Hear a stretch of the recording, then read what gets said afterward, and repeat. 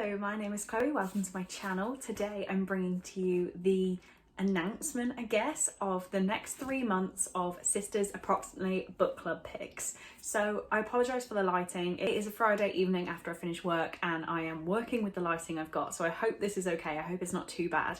But yeah, I basically asked for suggestions of what to do because if you are unaware, I run the book club Sisters Approximately with my sister, Brittany, over at the Neverending Reader. So we are reading a book a month and then having a live show at the end of the month to talk about our thoughts. At the point this goes up, the last live show would have been on A Court of Thorns and Roses by Sarah J Maas, so I can link that in the description for you if you'd like to go check that out.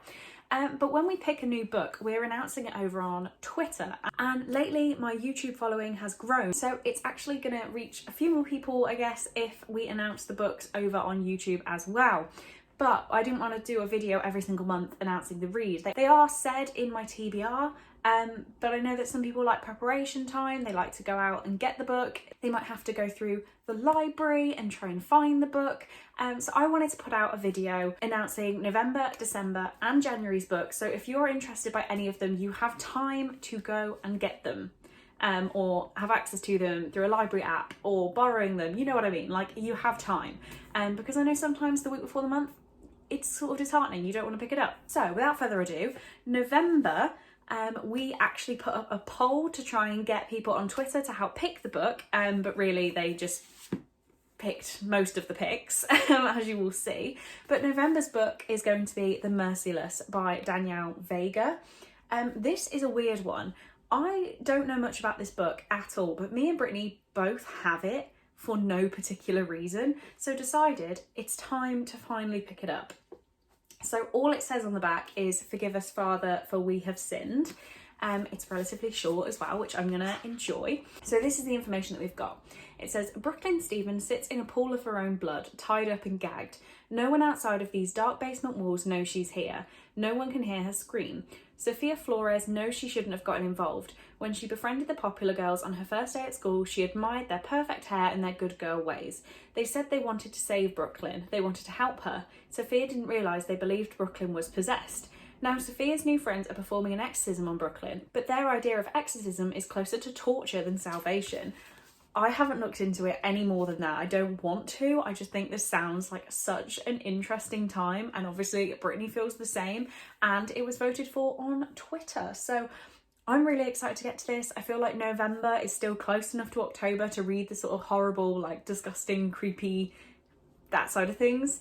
But yeah, I'm genuinely excited for this one and just the unknown. Then December is the one I am the most excited for. We have gone for The Anatomical Shape of a Heart by Jen Bennett. This is also known in the UK as Night Owls. So it's the same book, just a completely different title. December is going to be very important for us. First of all, it's going to be the 6th month that we've run Sisters Approximately. Oh, English is not working right now. It's going to be a 6-month anniversary, and if you are unaware, the name Sisters Approximately comes from another Jen Bennett book, Alex Approximately. So we have based this whole book club on our love for her, so it only felt right to pick up a Jen Bennett. Also, again, if you're unaware, I don't know why I'm presuming that everyone watches all of my content. Brittany lives in America and I was supposed to go and visit her several times this year, but because of the current state of the world, I haven't been able to, and the dates booked closest to now are December. So we are presuming that I will not be able to get there, and we just need like a fun, lovey-dovey friendship Jen Bennett, like all of our good, happy things we need in December. Because Rona has screwed us over with seeing each other. So definitely had to grab a Jen Bennett. So let me tell you what this book is about. That's probably a good start. So this says, Beatrix Adams knows exactly how she's spending the summer before her senior year. Determined to follow in Da Vinci's footsteps, she's ready to tackle the one thing that will give her an advantage in a museum-sponsored scholarship contest. Wow, that's a tongue twister. Drawing actual cadavers. But when she tries to sneak her way into a hospital's willed body program and misses the last metro home, she meets a boy who turns her summer plans upside down. Jack is charming, wildly attractive, and possibly one of San Francisco's most notorious graffiti artists. On midnight buses and city rooftops, Beatrix begins to see who Jack really is and tries to uncover what he's hiding that leaves him so wounded. But will these secrets come back to haunt him, or will the skeletons in her family's closet tear them apart? I am so excited, and this is definitely my most anticipated read that I don't know why I haven't got to. And finally, all the way to January, we have planned This Darkness Mine by Mindy McGinnis. So this is another one that we both own that's just a little weird, and we don't really have an excuse for picking it up. I've had this for a rather long time now, and it just needs to be read. I'm pretty sure Brittany bought it more recently, but again, the whole point of this book club is for us to read things that we want to read and to get through some of our backlist titles. So this is what this one is about. It says, Sasha Stone knows her place. First chair clarinet, top of her class, and at the side of her Oxford-wearing boyfriend. She's worked her entire life to ensure her path to Oberlin Conservatory as a star musician is perfectly paved. I paced that very wrong, sorry. Then Sasha discovers her by-the-book life began by ending the chapter of another's, the twin sister she absorbed in the womb, except that doesn't explain the gaps of missing time in her practice schedule or the memory she has of things she certainly never did with Isaac Harver, a boy she's never given the time of day before. But Isaac's acting like they know one another intimately, and her skin misses his touch.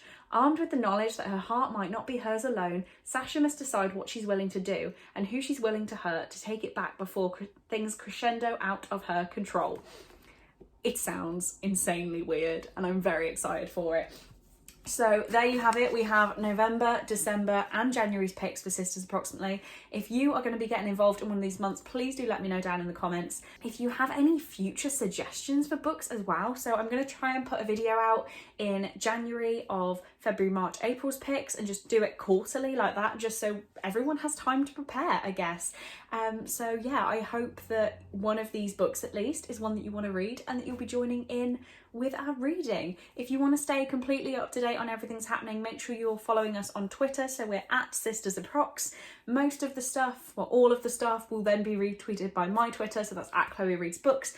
If you just want to follow that one, but make sure you're following us on Twitter because that's where we post like the times of the live shows and all the good stuff like that. So yeah, thank you guys for watching this video. I really do hope you enjoyed, and I will see you in the next one.